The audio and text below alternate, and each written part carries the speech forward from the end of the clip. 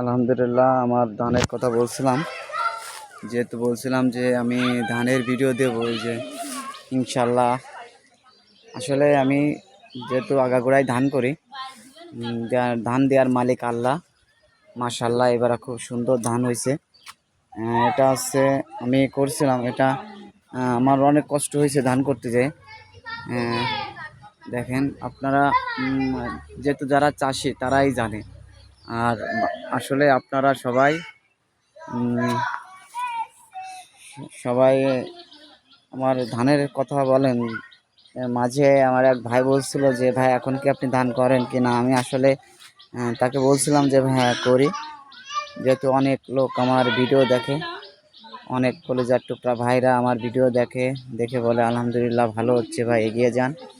আর আপনারাও পাশাপাশি আছেন। এই যে আমার এই যে আছে আমার মেজেবার বাসা এটা। আর এই যে ধান করছি সম্পূর্ণ, প্রায় 1.5 বিঘার মতো ধান করছি। ওই পাশেও আছে ইনশাল্লাহ। এই যে মাশাল্লাহ,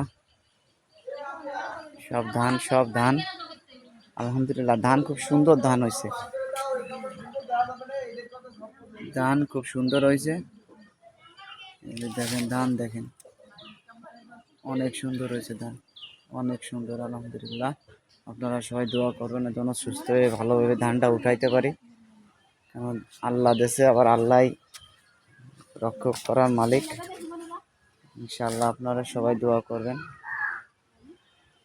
আমার পাশে আপনারা সবসময় থাকবেন।